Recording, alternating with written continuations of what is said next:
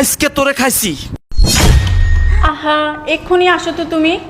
এখন দর্শক, নিজের বউকে মারার জন্য স্বামী যে লাঠিটা নিয়েছেন, কিন্তু কেন মারবে?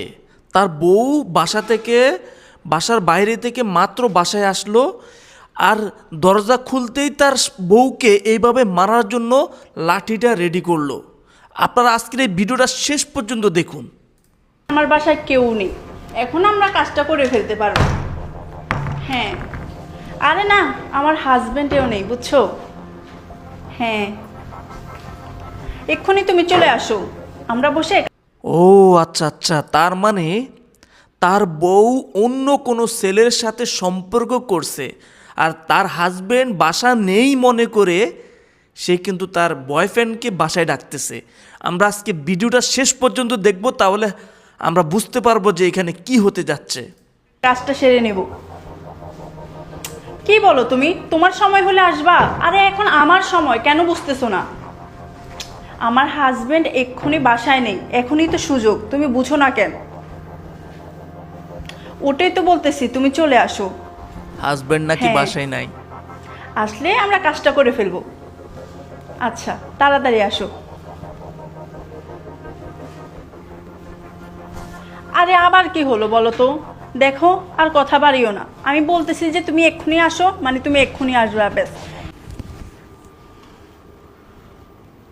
নাগরকে ডাকস, তাই না? সমস্যা নাই। তুই এতক্ষণ কইছিলি কার কাছে গিয়ে সময় কাটাইছস, সব কিছু আজকে তোর বের করব। এই লাঠির বাড়ি দিয়ে আজকে তোর সকল কুকীর্তি আমি বার করব। তুই কি মনে করছস প্রেম করে বিয়ে করছি বলে আমি পয়সা গেছি? অন্য ছেলেরে বাসা নিয়ে আইবি না? ঠিক আছে, কে আইব আজকে আমি দেখব। দর্শক, এখন আমার হাজবেন্ড বাসায় নাই, এখনই তো সুযোগ, বলো। হ্যাঁ, আমরা কাজটা সেরে নিতে পারবো। আরে আসো না, এমন কেন? দেখেন, যদি একটা বাড়ি দেয় এই লাঠি দিয়ে, তাহলে তার মাথা কিন্তু 4 ভাগ হয়ে যাবে। আসলে কি হতে যাচ্ছে আজকের এই ভিডিওটা আপনারা না দেখলে শেষ পর্যন্ত বুঝতেই পারবেন না। করতেছো দেখো, তুমি কিন্তু আমার কথাটা বুঝতে পারতেছো না। একবার আমার কথাটা বোঝার চেষ্টা করো। আমার হাজবেন্ড এখন বাসায় নাই, তার মানে এখনই তো সুযোগ তুমি আসার, তাই না? আমি এত কিছু বুঝি না, তুমি এক্ষুনি আসবা। আচ্ছা তুমি আসো তো, আমি ওয়েট করতেছি। হ্যাঁ, তুমি তাড়াতাড়ি চলে আসো। আচ্ছা, আমি কিন্তু ওয়েট করলাম। যাই, প্রচণ্ড গরম, একটু ফ্রেশ হয়ে আসি। দর্শক, ভিডিওটা শেয়ার করে দিয়েন। আচ্ছা, একটু পর নাগর চলে আসবে, তাই না? তুই তো জানিস না আজকে তোর কপালে কি শনি আছে।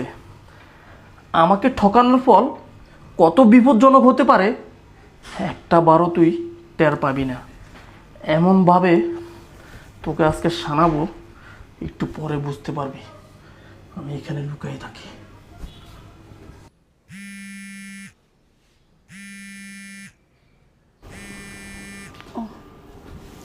হ্যালো, ও তুমি চলে আসছো নিচে? দাঁড়াও, আমি এক্ষুনি আসতেছি। তার মানে বয়ফ্রেন্ড অলরেডি বাসায় চলে আসছে, আর তার হাজব্যান্ড কিন্তু লুকাই লুকাই সব কিছু দেখতেছে। দেখি সেই ছেলেটা আসার পরে কি হয়। যাক, ও চলে আসছে।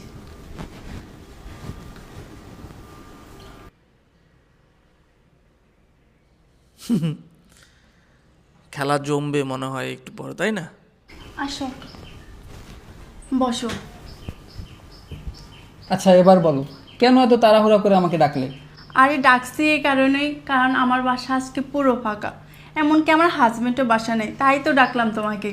তার মানে কি বুঝতে পারছেন? আজকে পুরো বাসা ফাঁকা, তার হাজব্যান্ডও কিন্তু বাসায় নেই, এই জন্য তার বয়ফ্রেন্ডকে ডাকছে। আসলে কি সে বয়ফ্রেন্ড না অন্য কেউ, আমরা ভিডিওটা আসলে না দেখলে আসলে বুঝতে পারবো না। হ্যাঁ, কথাটা বলার জন্য। বিষয়টা বুঝলাম না। আজকে তোমার বাসা ফাঁকা, বাসায় তোমার হাজবেন্ড নাই, আবার তুমি আমাকে তোমার বেডরুমে নিয়ে আসছো, কি এমন কথা? হ্যাঁ, আরে বেডরুমে নিয়ে আসছি বুঝোই তো, বাইরে যদি কেউ দেখে ফেলে তাহলে অনেক বড় সমস্যা হয়ে যাবে, তো তাই। তাই বলে বেডরুমে নিয়ে আসছো? এটা তো আচ্ছা, কি বলবে বলো। আসলে কথাটা যে কিভাবে বলি বুঝতেছি না। আসলে কোনো সমস্যা নাই, তোমার যেটা বলার তুমি সেটাই বলো, কোনো সমস্যা নেই। তাও তুমি যদি কিছু মনে করো। আরে আমি কি মনে করবো, বোকা নাকি? বলো তুমি। আচ্ছা শোনো না, বলতেছি তো, আমার না অনেক ভয় হচ্ছে। আরে বোকা কিসের ভয়, আমি তো তোমার কাছেই আছি, বলো, কোনো সমস্যা নেই। আসলে কথাটা বললে যদি তুমি আমাদের সম্পর্কটা নষ্ট করে ফেলো। আমাদের সম্পর্ক নষ্ট হবে না, বললাম তো, বলো। তুমি তো জানোই আমার বিয়ে হয়েছে 2 বছর, এখন পর্যন্ত একটা সন্তান নিতে পারিনি। বুঝলাম না বিষয়টা। আচ্ছা তুমি কি বলতে চাও আমাকে একটু খুলে বলবে? তোমার বিয়ে হয়েছে 2 বছর, বাচ্চা হচ্ছে না, আমাকে মানে বিষয়টা কোন দিকে যাচ্ছে আমি বুঝতেছি না, মানে কোনো একটা ঝামেলা তো অবশ্যই আছে, তাই না? আমরা শেষ পর্যন্ত না দেখলে বুঝতেই পারবো না। একটু বলো তো কি সমস্যা। তুই আমাকে তোর ভাইয়ের মতো জানিস, আর আমি তো তোকে আমার বোনের মতোই জানি।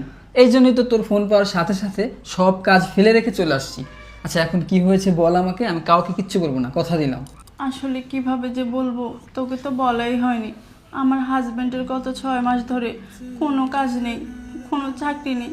কিভাবে যে এই সংসারটা চলতেছে আমি নিজেই শুধু জানি। আসলে তুই তো একটা এনজিওতে চাকরি করিস, তুই যদি আমার হাজবেন্ডকে একটা চাকরি ম্যানেজ করে দিস তাহলে অনেক বড়। তার মানে কি এতক্ষণ আসলে আমরা যা ভাবছি সেটা না, এটা তো অন্য অন্য কাহিনী, হ্যাঁ, উল্টা দিক, মানে হাজবেন্ডের ভালোর জন্য এই ছেলেটাকে বাসায় আনছে মনে হয়। আচ্ছা দেখি। উপকার হয় ভাই। ও আচ্ছা এই কথা। দূর বোকা, এটা তো তুই আমাকে ফোনে বললেই হতো। তোর হাজবেন্ডের 6 মাস যাবত চাকরি নাই, তুই এটা আমাকে আগে বলবি না? তাহলে তো আমি তোর হাজবেন্ডের জন্য একটা চাকরির ব্যবস্থা করে দিতাম। আর এটা কোনো কথা হলো বল? আমি তো তোকে আমার ছোট বোনের মতো দেখি, আর তুইও আমাকে ভাইয়ের মতো জানিস। এগুলা নিয়ে তুই কোনো টেনশন করিস না, তোর হাজবেন্ডের চাকরি হয়ে যাবে। আমাদের অফিসে চাকরির জন্য যে কাগজপত্রগুলো লাগে ওগুলো আমি তোকে টেক্সট করে পাঠিয়ে দিব, তুই গুছিয়ে রাখিস। তুই কোনো টেনশন করিস না, হ্যাঁ? আজকে আমি আসি, অফিসে অনেক কাজ। হ্যাঁ হ্যাঁ আচ্ছা ভাই, তোকে অনেক ধন্যবাদ, তুই আমার অনেক বড় উপকার করলি। আরে ধন্যবাদ দেওয়ার কি আছে, ভাই তার বোনের উপকার করবে, এটাই তো স্বাভাবিক। আজকে আমি আসি, হ্যাঁ?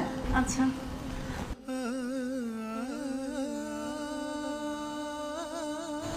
আরে তুমি তুমি এতক্ষণ কই ছিলা? আর তোমার হাতে লাঠি কেন?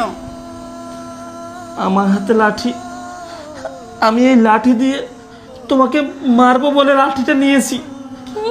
তুমি আমাকে মারার জন্য লাঠি নিয়েছো? কিন্তু কেন? আমি তোমাকে মারার জন্যই লাঠিটা নিয়েছি। আমি আমি ভাবছি আজকে তোমাকে মেরেই ফেলবো। আমি আমি বাইরে থেকে আসার সময় একটা লোক আমাকে বলে তুমি নাকি কোন ছেলের সাথে দেখা করতে গেছো। আর সেই কথাগুলো শুনে আমি তোমাকে অনেক সন্দেহ করি। বাসায় ফিরে আমি সিদ্ধান্ত নিয়েছি আজকে তোমাকে এই লাঠি দিয়ে তোমাকে পুরো মেরেই ফেলবো। কিন্তু তারপর আমি চোখের দেখা মানুষের অনেকটা ভুল হতে পারে, তার একটি প্রমাণ হলো এই ভিডিওটা।